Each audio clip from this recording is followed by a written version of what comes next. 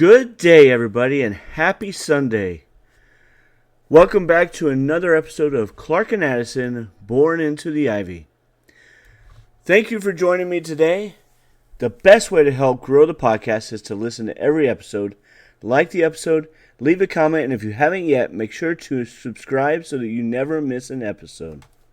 By now, it is Sunday morning, and the Cubs have taken two of the first three against the Diamondbacks.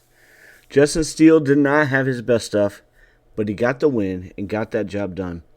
The Cubs had 10 runs on 12 hits and 6 walks in Game 1 of the series.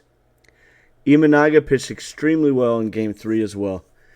Only 3 hits now, and he now has pitched in 11 innings. He's got 6 walks, but 4 of them came in the first game. He still has a whip of under 1. For those of you who don't know what whip is, it's walks hits per innings pitched. A great start to the season for him. The Cubs had 8 more hits, but only 1 walk in Saturday night's games. They got to make sure they're staying patient for this, but we got the win. Let's talk about how exciting PCA is.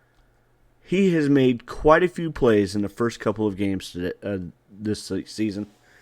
He had a heck of a defensive play Saturday night, throwing out Naylor to end the 4th inning. In Game 1, he had a couple of big hustle plays. He got that big stolen base to start the game, got the first run for the Cubs. And then later on a ground ball to short, he was running from first base, and again, a ground ball to short, and he made it to second safely. Safe on a ground ball to short. And it's not like it was a ground ball that was deep in the hole. It was an atom ball, hit pretty decent. The man is so exciting. PCA's got some great skills, and I'm so excited for what he can do. And another exciting play was to end the game, Game 3, on Saturday night. Dansby Swanson had gotten a squib hit, fielded it cleanly, and Garrett Hampson had rounded third, and Swanson ran over and tagged him out at third base. It was a fantastic way to end the game. Absolutely exciting, and if you weren't enjoying it and watching it, I feel bad that you missed it. Make sure to catch the replay. I haven't really mentioned Game 2 yet. Game 2 was largely not competitive for the Cubs. There was a pivotal second inning where PCA had doubled in Dansby, and the Cubs had men on second and third with nobody out. It was 1-0, and they failed to get any more runs in that inning.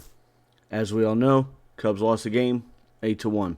But let's talk about that inning some and why I say it was so pivotal. Gee, show Pete's. The Cubs gave away all the momentum during that rest of that half inning.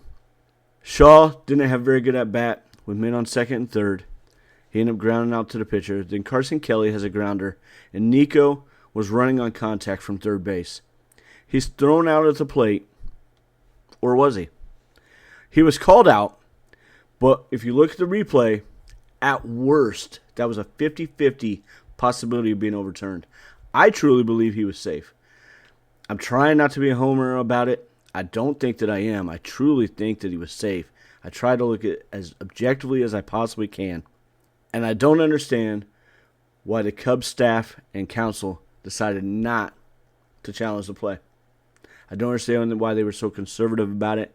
I get it was a second inning, but come on. I mean, that was so pivotal.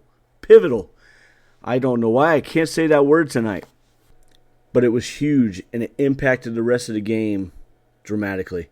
If they could have gotten an overturn, then it would have been 2-0 with men on the corners, only 1 out.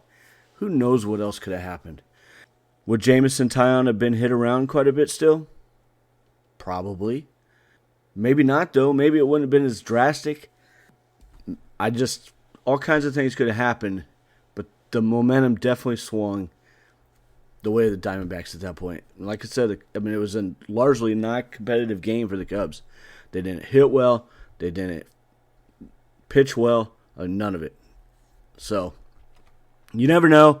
There's nothing we can do about it at this point, but those kinds of things matter greatly as to how that's handled by council and the rest of the Cubs staff. it can make a huge impact on the season if we continue to misplay or make bad decisions during that time. Now let's get to the bullpen. I know I've already talked about the bullpen once this week. I talked about it at the episode last Sunday. There's some bright spots with it. Caleb Theobar pitched very well. Porter Hodge has had a couple of hits that he's allowed, but overall he's been pretty good too. That's about it. The Cubs have allowed 32 hits in the first 3 games. That's more than 10 a game. 14 of them have been by the bullpen. The bullpen has thrown 9 2/3 innings versus the starters 16 1/3 innings. And they've had 18 hits in those 16 1/3 for the starters. The bullpen's allowed almost as many hits and not even near the amount of innings. That's concerning. It's dramatically concerning, guys. Ryan Pressly has probably looked the worst of the bunch. Nate Pearson may be challenging him for that. But Pearson's only had 1 outing, I believe. Pressly's had 3. 3 outings, and it's almost like he's gotten worse each time. And then in the first outing in Japan, he threw 16 pitches, only 4 strikes. He didn't get hit, though.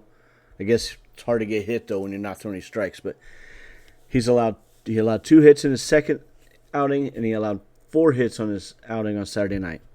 He almost blew the game. He came darn close.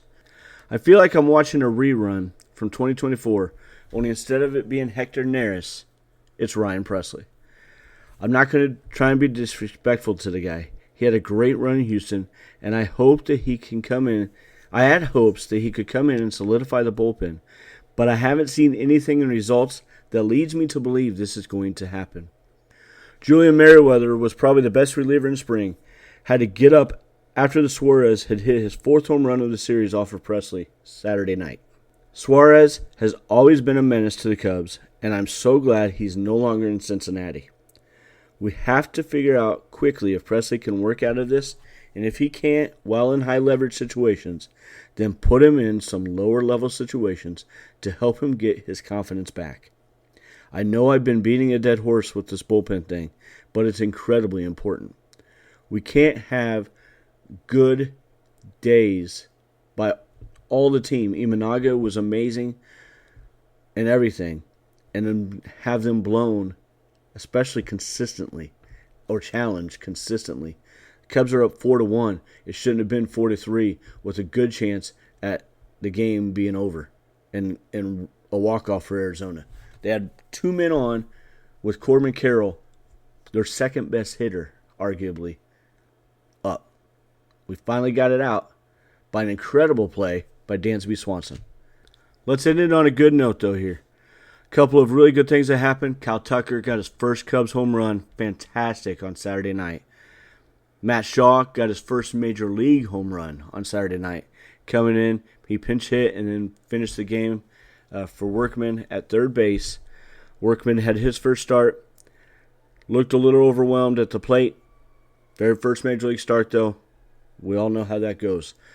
Matt Shaw, though, came in, hit that home run. That was fantastic to see because he had looked a little overwhelmed in his first few games as well. So, Tucker had a double as well. I mean, he's looking good. I know everybody was trying to make a big deal about his spring. That's the kind of guy we don't need to worry about their spring. He didn't have to have a good spring. He's a great player. He's proven to be a great player. And he's not nearing the end of his career. I get that Ryan Pressly's proven a lot of things, but he's nearing the end of his career. That's what helps make it concerning. Great job, Kyle Tucker. Fantastic. Bush, 2 for 3 on Saturday night. Fantastic for him, too. And Shota Imanaga, 7 innings, 5 base runners allowed, 4 strikeouts. The man has a 0.82 in his first 2 starts. Fantastic. Let's go. Go Cubs.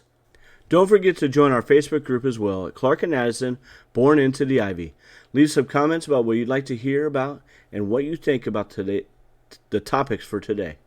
However, you're subscribed to your podcast, please like and subscribe to Clark and Addison, Born into the Ivy, so you don't miss out on any future episodes. Also, if you feel so inclined, please make sure to leave a 5-star review and leave me some comments. If you are enjoying this podcast, make sure to tell any of your other friends or Cub fans that you know. I would love to have more and more fans come and listen and tell me what your thoughts are. Paisley, send them home. Go Cubs, go!